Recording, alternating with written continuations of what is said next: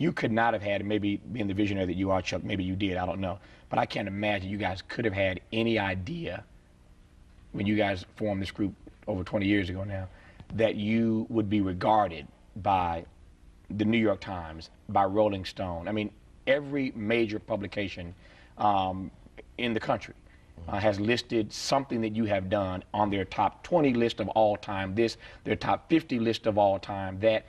Did you ever have any idea that the impact that you were going to bring to the game would be so profound and recognized, even by mainstream? We knew the music would be very powerful for years to come. Right. And we expected that there would be other situations outside the music that would delve into the music and also direct it in a whole bunch of different places. Right. We didn't necessarily know our place, and we wasn't self-serving to look at our place like, right. This is who we are. But we knew where we had came from and what had actually turned us on and out as young people to actually infuse inside rap music and hip hop. But I would tell you this, that the saving grace for Public Enemy is that we never relied on the United States of America to be our sole base. We always relied that there's a black diaspora, there's a struggle amongst people around the planet that we could learn about and align ourselves with and attach to our music. And we knew that once we got our passports, although I even think passports are derogatory, knowing that you need permission to go somewhere else on the planet, the one place that God gave you, we used them. And you know, up to this point, 20 years, Public Enemy has frequented 60 countries. Long Island Effect in full. That's right, my man. Flavor in the back. Public Enemy. My name's Chuck D. You're not gonna get more hipper than rap. I don't care what you do. Drop it! I fell into a Sly Stone Jimi Hendrix thing, and I wanted to see rap go to a point where it hadn't gone before, because I felt that I had to take rap to another plane. We're trendsetters, we're not followers. The #1 show in the nation. Don't forget it. The name of it is Yo MTV Raps, boy! Not by far, but I'm the least talented of my guys. But every single one of those guys could kick ass, man. And it ain't no myth, you know. It's just those guys are good. From Flavor, first Terminator, now DJ Lord for the last 15 years.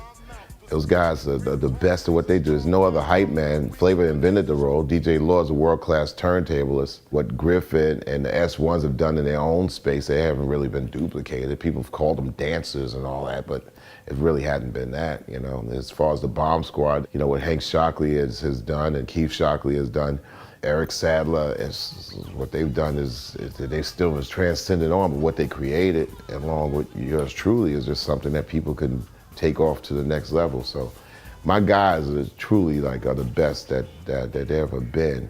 Just that the difference is that we've always been a collective. We were a collective, even if we created collectives offshoot.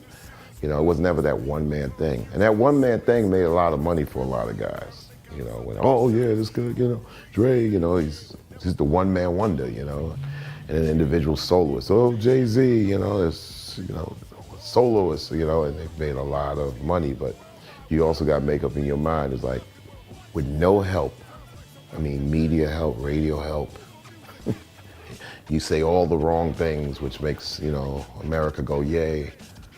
How are you gonna make an impact that's still gonna be hard without help of people like kissing your ass? We never asked to be popular. That was probably the thing about PE.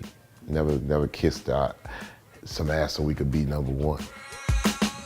It's like when it comes down to other frivolous expression, I think they realize that they have to repeat it over and over and over again. And when you say something that's pertinent, it might enter the realm like once. Just like I tell people that the history is taught to you.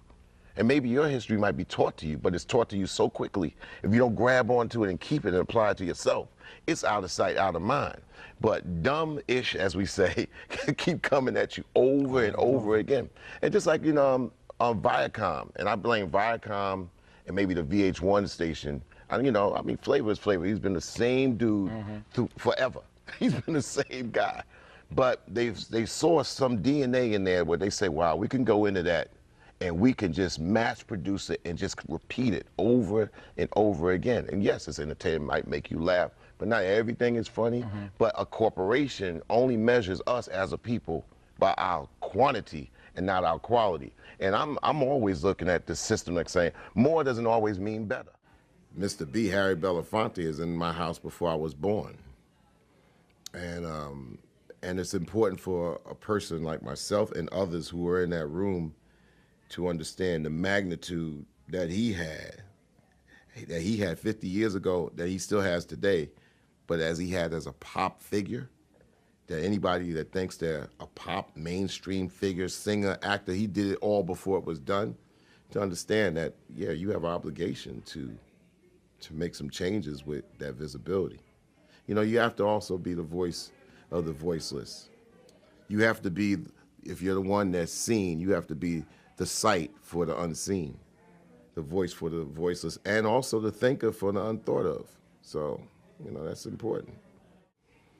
Words are the language of revolution in many languages. And revolution means change. Rap music and hip hop has a great sense and a great use of words when it's at its best, to change anything around it. You could change it for the better, you could change it for the worse. You know, words could start wars and end them. It could bring on devastation, also could bring peace. And I think the artist's opportunity, if they're gonna have words, they're gonna have the uses of sight and sound, is to bring upon change with their artistic point of view and ability.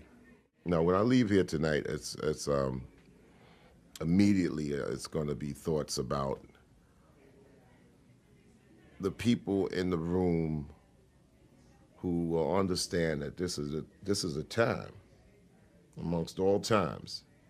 It's the crossroads of everything. Bass in your face, not an 8-track, getting it good to the wood, so the people give you some of that reacting to the facts that I kick in a stick, in a stereo.